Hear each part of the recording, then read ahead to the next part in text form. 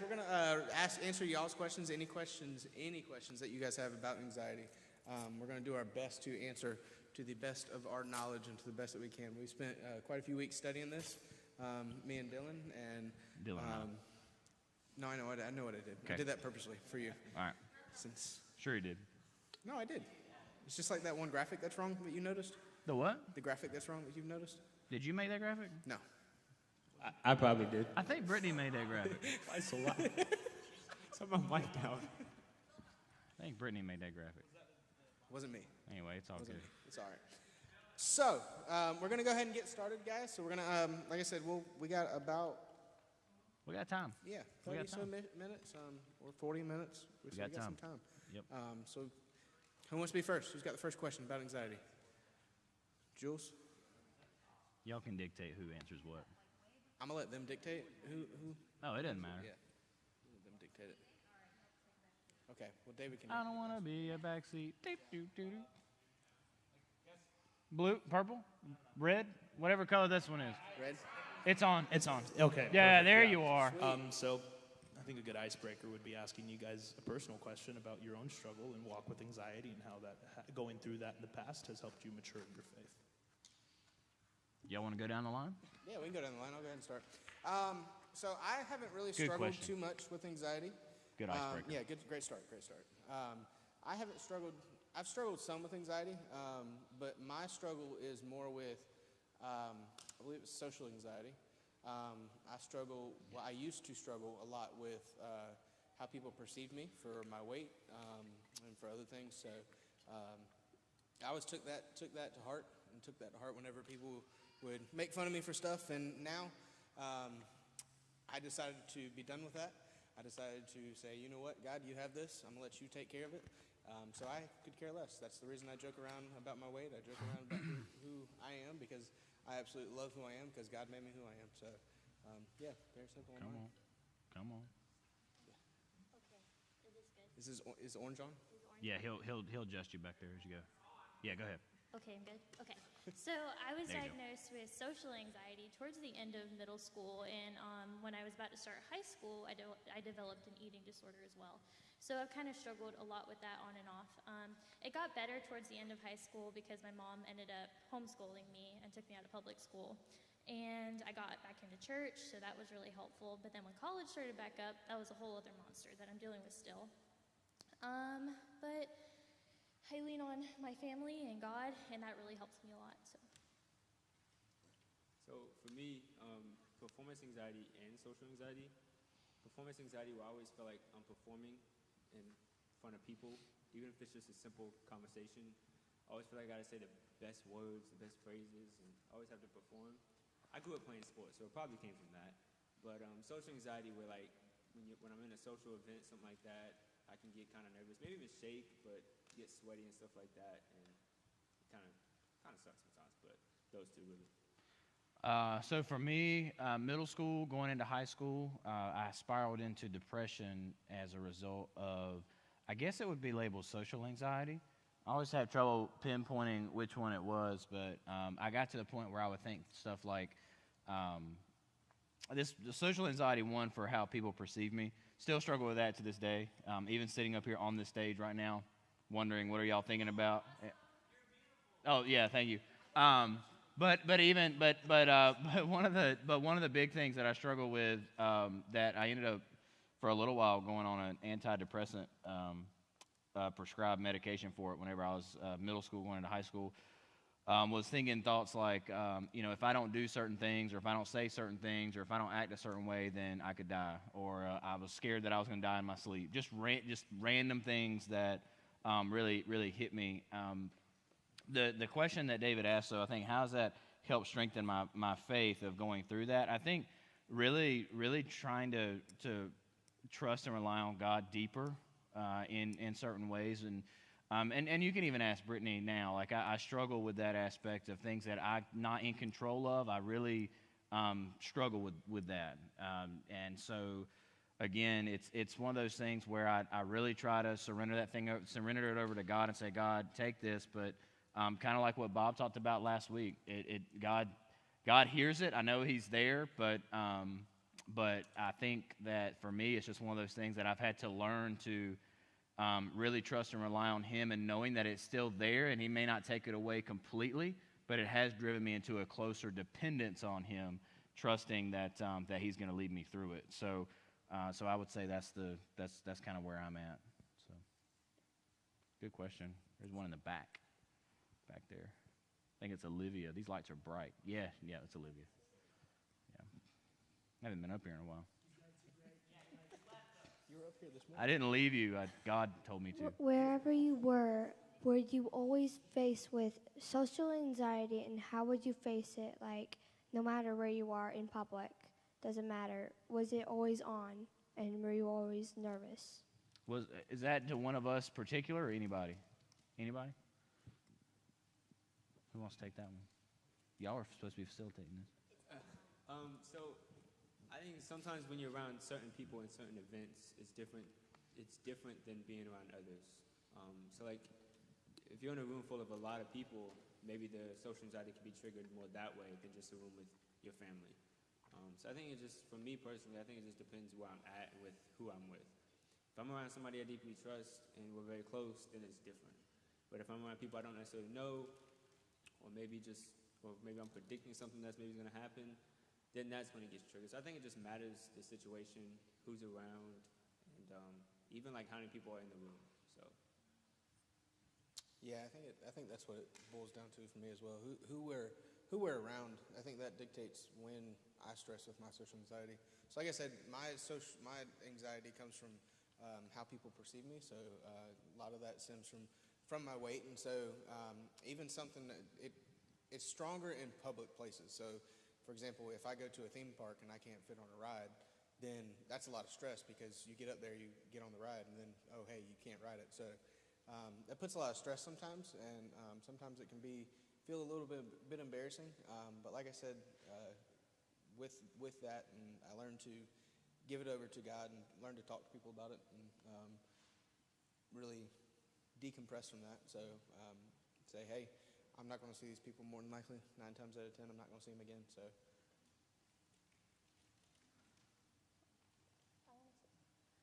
Like, for me, it's the fear of unknown. And if I know someone that's going to be there, I feel a lot better. But whenever I'm out in a crowd, I always worry, like, oh, someone's talking about me or they're laughing at me. That was one of the biggest reasons why I went to the doctor and got diagnosed, and that's part of the criteria for the diagnosis. So I think if, like, I just plan ahead, oh, this is how it's going to go, I feel better about a certain situation when I know there's going to be a lot of people. Like today, I wasn't really prepared for this, but here I am. That was a good question.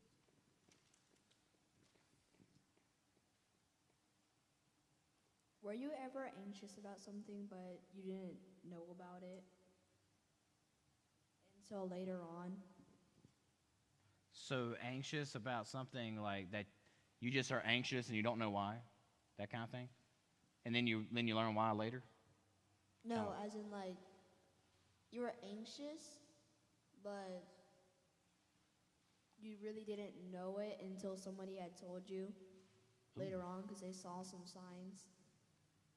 Yes. Yes, had to finish it. No, that's where I was when I was in middle school. And what I realized that, like, there was like a week and a half straight that I would want to get out of school early and go. I called sick to go home, and my math teacher actually noticed it, and she pulled me aside. She was really great, and she said, "Andrew, what's really going on?" And I'm like, I don't know. I don't feel great. And come to find out, the more I dove down into that question, was I was worried about going to, I played football at the time, but for some reason I got really anxious about going to football practice for some reason. And then that started triggering those things. And so I didn't know what those feelings were. So like for me, I was very fearful to the point where I felt sick. Like I literally felt like I was going to throw up. And so, so I didn't know what that was. And then all of a sudden, as I dove deeper into it, I realized that I had a fear of that. And when I started talking about that and letting that go, then all of us, like, and what I mean by letting it go is verbalizing it and getting it out, and somebody listening to me talk about it, like all of a sudden those feelings kind of went away. I felt better for some reason. It was, so I guess I would say that would be a sense of, like, for me. yeah, I think it's always important to know the symptoms of anxiety, to know what it means to have anxiety, because a lot of times I talked about it a couple weeks back. We tend to self-diagnose our anxiety and self-diagnose that we have a certain type of anxiety, when in reality we may be struggling with something completely different, and so we may need to go a different way of trying to cope with it, and trying to work with our anxiety. And so we always need to know what it means to have anxiety. So basically, certain types of anxiety you may get sweaty hands, you may get nervous, you might be jumbling over your words, you may be thinking certain thoughts, you may think about maybe some ways that, like in my case scenarios, I was thinking, well, how are they perceiving me? How are they doing this? I didn't realize that I had anxiety at first about it, because I just thought it was just something that everybody struggled with. I thought that maybe everybody thought this way, or everybody was struggling with that. And so, it's always important to know the symptoms of anxiety, and then be able to talk to somebody about it, let it out. Well, I also think sometimes maybe we're blind to ourselves. Like, we don't know necessarily what we struggle with unless someone calls us out on it, which is one of the reasons why it's good to have good people around you, so they can say, hey, you've been acting a certain way, I can tell you've been struggling with this, and they can call something out, and they can tell, like, hey, you've been really quiet lately, hey, something seems off. So, because sometimes we don't notice that, but when you have good people around you, then you can, notice it more. I think Zoe had a question? Yeah, Zoe. I see Zoe back there in the back. Did you ever deal with test-taking anxiety? Like, whenever there was a test coming up and you were anxious about it? And if so, how did you deal with it? I'm going to let Caitlin answer this Caitlin. Oh, goodness. I still struggle with that. Listen, when I'm driving to college, right? And I know I have a test that day. I always call my mom about 5 minutes before I'm going in to take the test, and we will just sit there and I will pray with her. And after that, my anxiety just goes away because I've given that test to God, and I go in and I take it, and most of the time I do pretty well. But you just got to give it to Him, because I will sit there and shake if I have not discussed it with Him. So that's how I handle it. Can y'all elaborate a little bit more on what does it mean to give it to God? Oh, so like when I pray, I'm like, Lord, please take this stress from me because I can't handle this myself. So I'm going to give this test to you, and whatever happens, it is in your hands. And that's how I give it to Him. There you go. Cool. Literally, I get test anxiety all the time. I am not good at test taking. I'm very much like anything outside of that I'm good at. So I used to, when I really struggled with anxiety and worry, physical touch was always a big thing for me. And so one thing that somebody gave me back in the day was like this little stone. And there was nothing special about this stone, but it was just they called it a worry stone or whatever.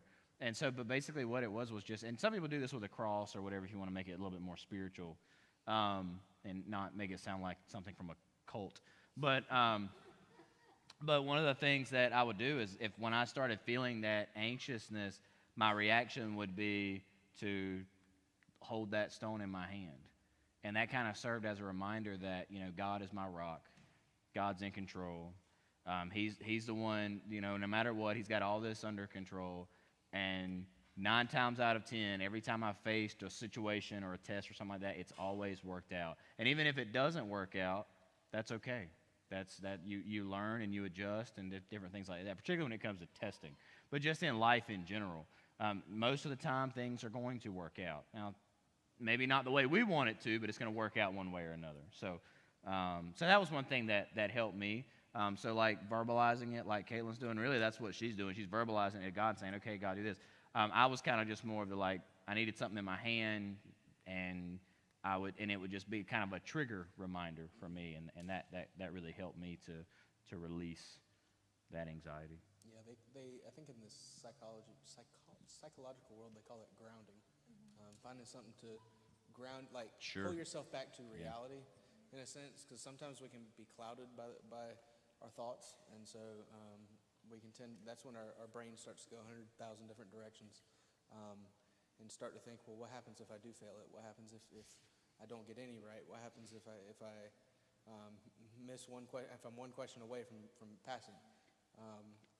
So I think our judgment tends to be clouded by that, and so I think that definitely both good ways to be able to just take a deep breath and say, okay, we're going to get through this.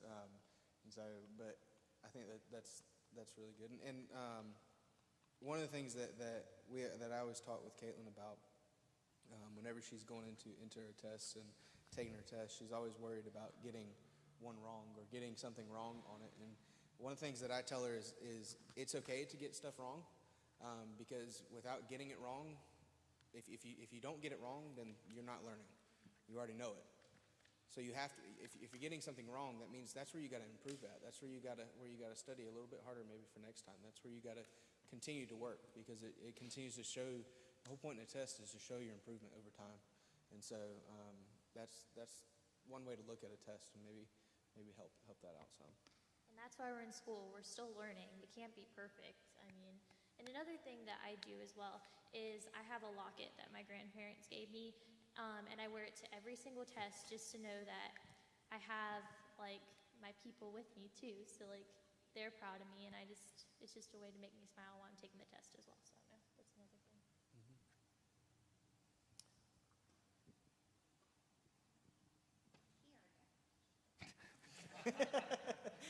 David, you got passed, but we'll come back. Hold that. Yeah, we will for sure. Okay, so what was your most anxiety-filled moment, if you feel comfortable sharing?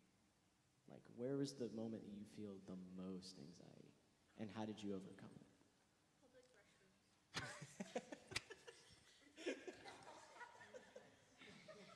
I mean, you're not wrong. No, not at all. Not at all. I think for me, recently, last semester, and it actually dealt with me taking an exam. Now I've had stress about other stuff too, but recently, one of the biggest stressful moment that I can remember, I was going to take my final exam for one of my classes, for one of my social work classes, and I'm not normally one to stress about an exam. I don't even study half the time sometimes for some stuff. I pass it. That's all that matters. I passed it. No, I study, but I don't dive into studying like other people do sometimes. Other people have to, Hunter. We have to do it. I have to study sometimes. Anyway. No, he doesn't. Just even open a textbook. I quit buying them. But I was going to take a final exam. And, Marriage counseling will come later. I was to the point of having anxiety where my hands were shaking that I couldn't even write my name. I was so stressed out about this exam because if I failed the exam, then I failed the class. There was no way around that. And this was a class that I had. It was only offered every other semester, so I would have been in school a whole nother year extra in order to take the class. And so it was not really. It was a little bit different. But our balloon's finally coming down. Oh, is it? Oh, good. It's been out there for a month. Anyway, keep going. Yeah. But it was a very stressful moment. And so it wasn't until I got the test, and I sat there with the test in front of me. I took a solid minute to actually take my time, to take my time and take a breath and say, you know what, it is what it is. God's going to take this and be in control of this. So I'm gonna be okay. So yeah, I think that was the most recent stressful moment that I've been into. Do y'all remember the question?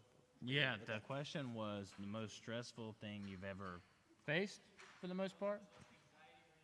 Yeah. So outside of every paper that I have to write, literally, I would say when Adrielle was born, because there was literally nothing that I could do. And so, like, of course, obviously, Brittany was probably a lot more anxious than I was. But my point is like that again. That it was that whole thing of this is out of my control, and there is nothing I can do. So if something happens to her or if something happens to the baby, all I can do is sit back and watch. And that was a very, very stressful time. And some things that happened there, and most anxious time, because it, like, that's just, y'all get there one day.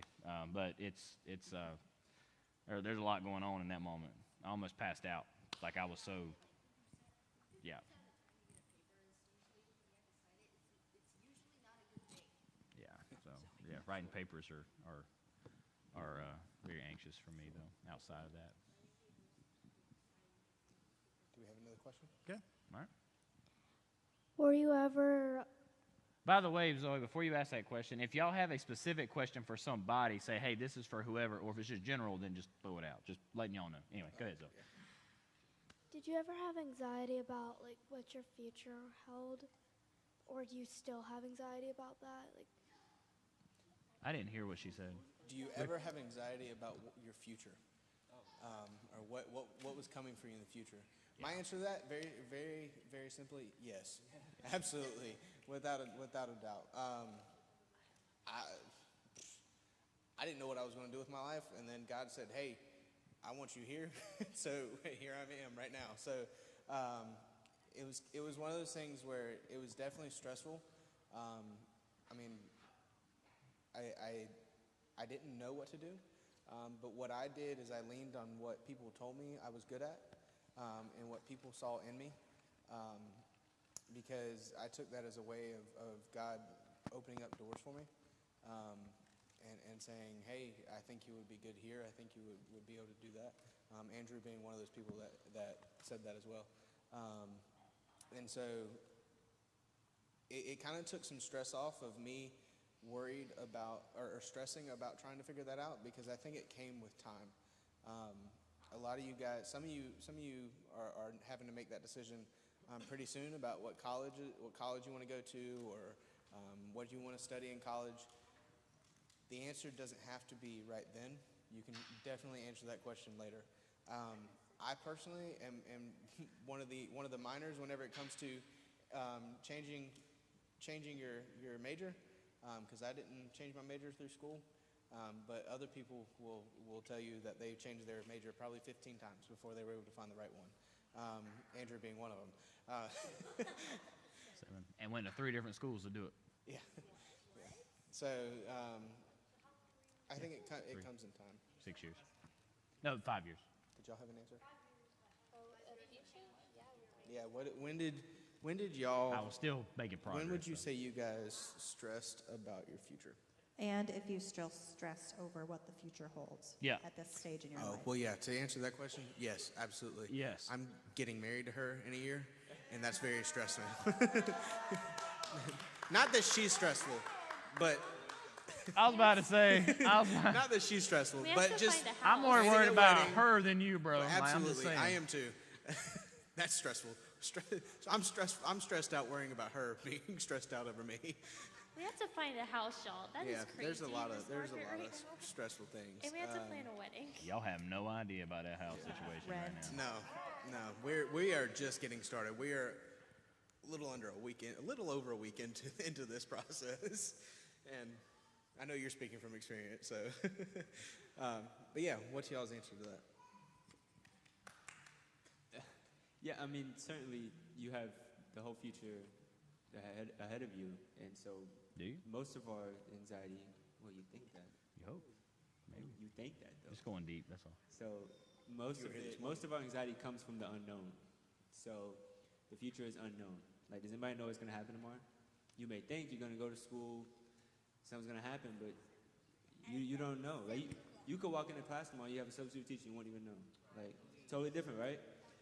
Because you don't really know what's going to happen in the future. And especially for me, I don't know how many seniors we have in the room, but senior year, I'm just going to prepare you. There's a lot going on, and it is a very stressful, hectic time, because you have your senior year. If you play sports, you got that, you got prom, you got so much going on your senior year, so it can be a very stressful year. And so that was I would say the most anxious time for me, personally. Do you worry about the future, though? That was the question. Well, they asked for a moment too. But yeah, of course I would worry about the future too. Yeah. I was looking up a verse. Proverbs 27:1 just talks about, it's kind of like in James as well. But we're not promised tomorrow.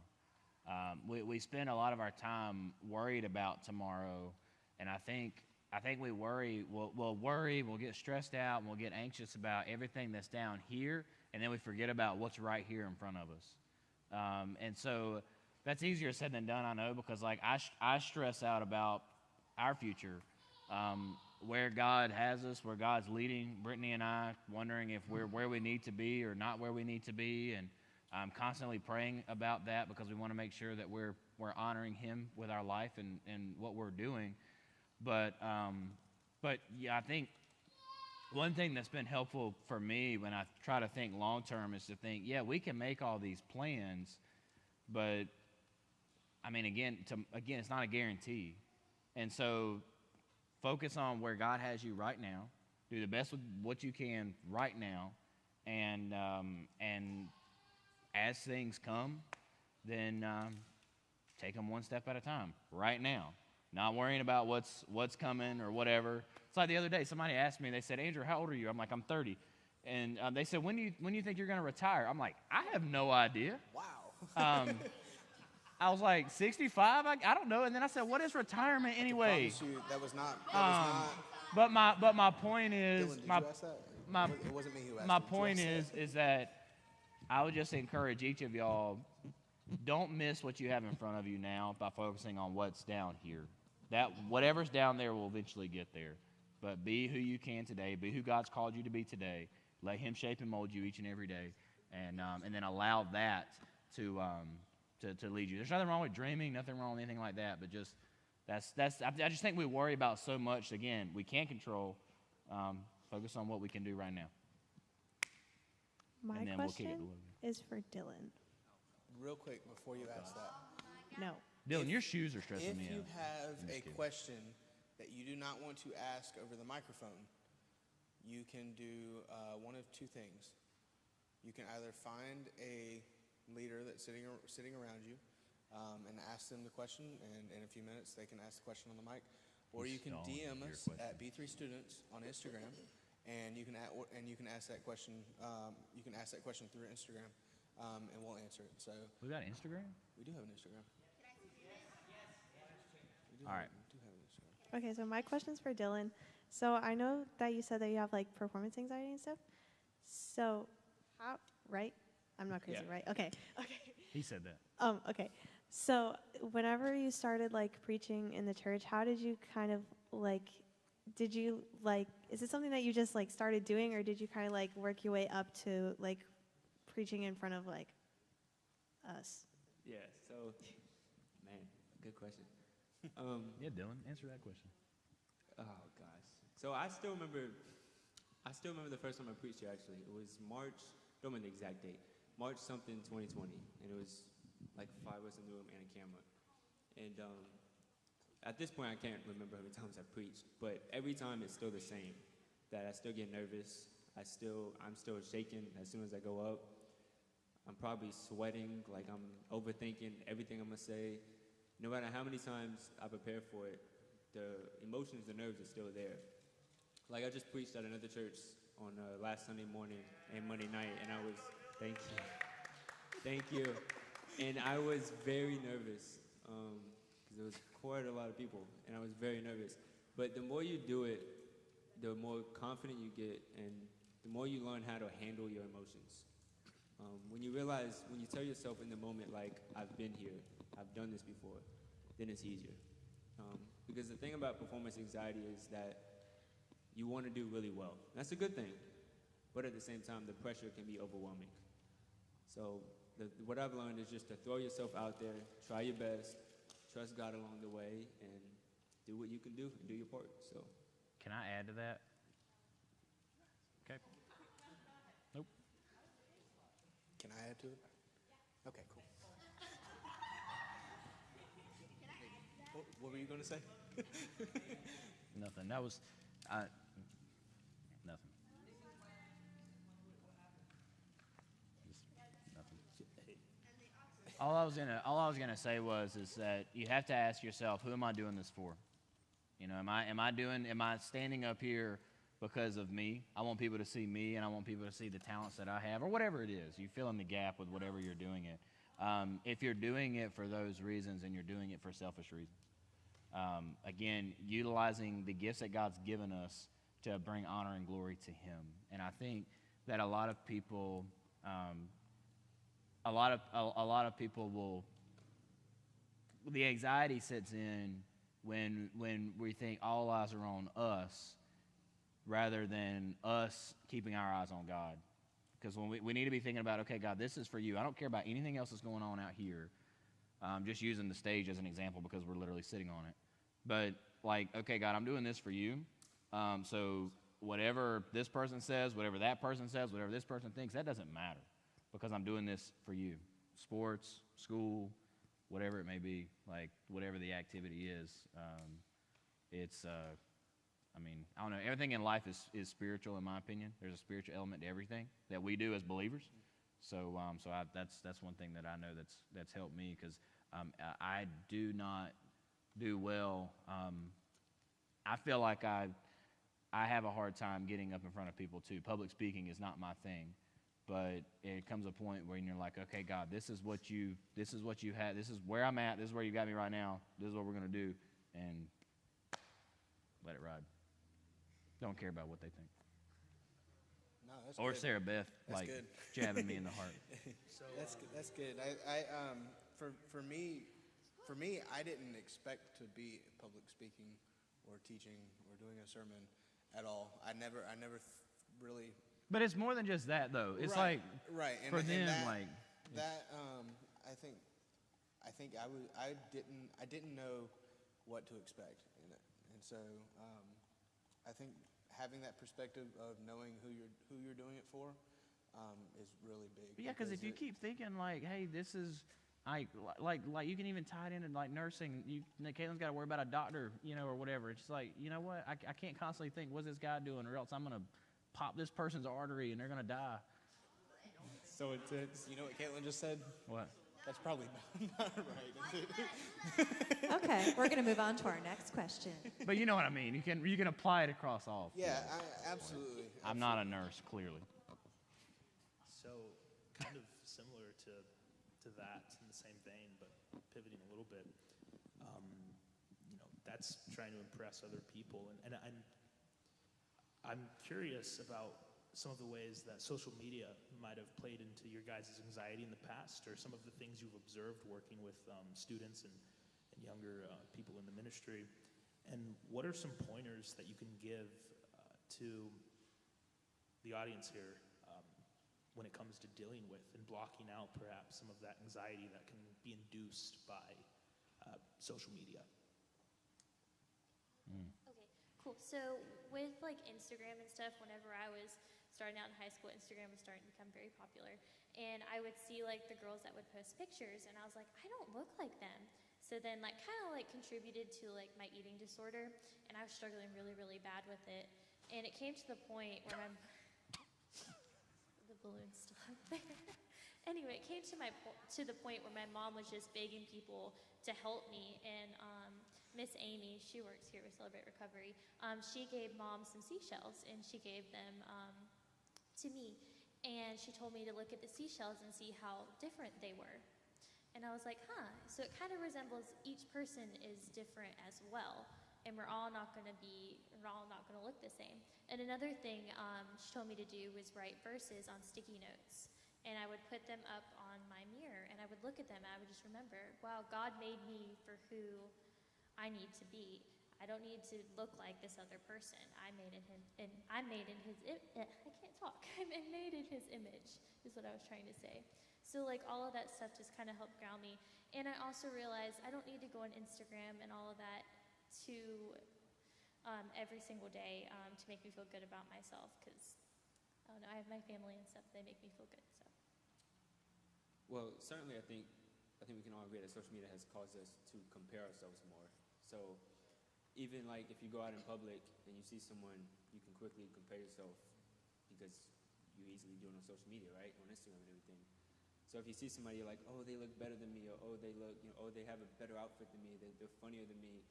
So I think some of our anxiety comes from us comparing ourselves, which I think you can say that comes from social media. So I think it's like Caitlin said, just making sure like you're not on it as much, and even having certain times you go on it. Like maybe starting your day with it maybe isn't the best option.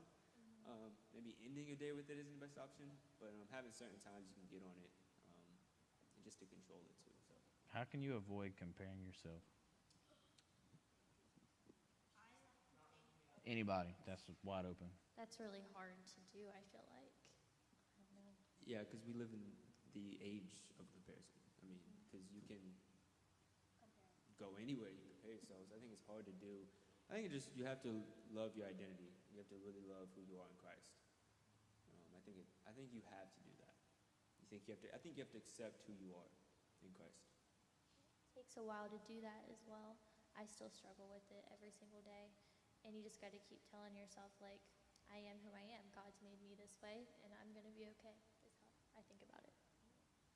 I think the other thing is trusting that we're all, and Kaylin hit it, we're all uniquely and wonderfully made by God. And I think a lot of times when we start comparing ourselves to others, we think, man, that person's got this, that person's got that. 90% of what's posted on social media is everybody's highlight reel. And you're comparing yourself to somebody's highlight reel. Think about it. When y'all post on social media, unless you're just completely different, and you could be, so I'm going to leave room here for that, but like most of the time, you're not going to post yourself at your worst. You're not going to do that. Maybe some of you do, maybe some of you don't, but whatever. But the point is that just understand that what you're seeing is somebody's best. I'll never forget, I heard somebody speaking about this one time, and they were talking about this idea of the comparison trap, which I think that's what drives social media to be as bad. Social media can be a good thing. The problem is we take a good thing and we end up getting these negative elements out of it. But he showed a picture on the screen, and he said, look at this beautiful family. We're at Disney World. We're hanging out. Everything's great. And we took a great family photo. And he said, you would look at that photo and think, man, I've got a perfect family. And then he followed it up and then told the story of what happened 15 minutes before that photo and talked about his kids screaming. His wife had a headache. They lost medication that needed to happen. His wife yelled at him because of something else. But then they all got together and they said, smile and take this photo. And see that, but that's a good illustration of what you're dealing with a lot of times when it comes to social media. Is it's fake, in a sense, because we start thinking, man, they got it all put together, and in reality, they don't. None of us have it all put together. And so, understanding that God created us who we are, where we are, for a purpose, and the purpose that He created you for. I can't answer that question. Only you can answer that through your walk with Him. But God's put you here for a purpose to use you. And so let Him use you for who you are and go from there. So that's what I would say. Mm-hmm. So it is. Let's go one more. 7 o'clock. So I'm going to do one more. I think Zoe had her hand up. We'll take that one. But unless somebody else has one. If there is any more questions, what we can do is send them to us on Instagram, text one of us, find a leader, write it down on a note card, hand it to one of us. And what we can do is, if we have, we should have some time next week for the Halloween party. We'll take some time and answer those questions, those last couple questions. So if you guys have any more after this last question, you guys can do that. Get them to us, and we'll answer those. Does your brain ever go to like the worst possible outcome in any situation? Like. Caitlin? You or me, Caitlin? I'll let you take it. Yes, all the time. Before I go do something, I always feel like I think of the worst possible thing that could happen and be like, oh, that's automatically what's going to happen. And I still struggle with that. Like each time I go for a test, I'm like, oh, I'm going to fail this. And even after I give it to God, I'm like, but you just have to realize, like, God has put you this far. And He truly, and how I view it, He's not going to let you fail, I feel like. And that's what I've had to tell myself, because I haven't made it to senior year of nursing school just to fail after one test. But yeah, even with our upcoming marriage, I feel the worst. Like, oh, the wedding's not going to get done in time, or we're not going to find a house in time. But my mom told me the other day, she's like, you know, your dad and I just had this conversation. She's like, your dad said they're going to be okay. He's like, I know it. They have God in their hearts, and they're truly not going to fail. So it's just, again, hearing that validation from other people as well. But yes, my brain goes. And I would say even then, like, even if it doesn't work out how it is in our mind, either way it works, it'll work out one way or another. And I think that's the thing, is we think if things don't go the direct way that it's supposed to go in our head, then it's not good. I take everything to the extreme scenario, even to this day. I get a text message from somebody wanting to meet with me, and I'll automatically go, why are they mad at me? Me too. Not kidding. And it could be one of the leaders in here. It could be Pastor Jet. Well, not really him, but he never gets mad like that. But anyway, but my point is like I go there. But I have to constantly tell myself, hey, even if somebody is upset about something, it's not the end of the world. We can get through it. We can work through it, whatever it may be. And so, and again, I think that for me, that's probably my biggest struggle when it comes to anxiety, Zoe, is that right there, is taking stuff to the extreme of, hey, this person wants to talk to me about this or whatever, and then I'm thinking, well, what if they say this or what if they say that? And then what happens, it builds and builds and builds and builds and builds, and all of a sudden you got the atomic bomb going off in your head of how things are going. So I think one of the things that I do is I just, that's when I sit back and say, okay, God, that even if it's something that's going to catch me off guard, it hasn't caught you off guard. And I trust that you're gonna be there with me one way or another. So I'm gonna submit that over to you, and let's do it. Let's roll with it. I mean, literally, simple prayer just like that to say, okay, hey, there's nothing I can do. I can't control. Here's one thing I would tell y'all too on that.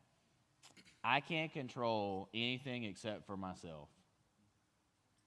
So when it comes to stressing out, anxiety, worrying about things, understand that, like, take my example. I can't control how people view me, but I can control my response to others. I can control where my focus is. Is it on impressing others or is it on impressing God? But I can't control anything else. And so as long as I can control what I can control, then to me, that's where I find rest. And that's a daily prayer of mine to God. I think it's important also to note that failure, sometimes it can feel that we're failing at everything. For sure. But I think really the answer is we're learning. We're not necessarily failing, we're learning. Because it gives us the opportunity to, I know you guys hear the phrase, learn from your mistakes. And sometimes we can tend to go to the extreme of, well, what happens if I fail? I sometimes take it as, well, what's going to happen if you don't learn? And so what's going to happen if we don't learn how we can be, how we can do better the next time, or how we can study more, or how we can focus on something else. Or so I think it's important to note that sometimes failure is okay. And growing up too, this phrase always sticks with me. My mom would always say, did you learn something today? And if I would say yes, she's like, then it was worth your day. Because each day you should learn something new, because we should be improving each and every day. So that always sticks in my head. All right. Close this out, Dylan. Okay. All right. So thank you guys for you guys' questions. We're going to pray. Thank you guys for coming for the series. We hope and pray that it was helpful for you guys. Anxiety is something that we all struggle with in some way. So we knew it was a series that you guys needed, and we hope that you guys got something out of it. So I want to pray, and then we'll be dismissed. God, I thank you. I thank you for this series. I thank you for all these students, and I thank you for the life and everything that you've done in them and through them. Lord, anxiety is something that we all struggle with in some way, whether it's performance anxiety, test anxiety, social anxiety, panic attacks, whatever may be, however it affects us. Lord, I pray if we experience it this week that we respond to it how we should. I pray that we go to you, and we go to you in prayer, we go to you in worship, and we see what your word says. Lord, I pray that one of the ways we can fight anxiety is really just trusting you. And I pray that we can trust you more. I pray we put our hope and our faith in you more. In Jesus' name.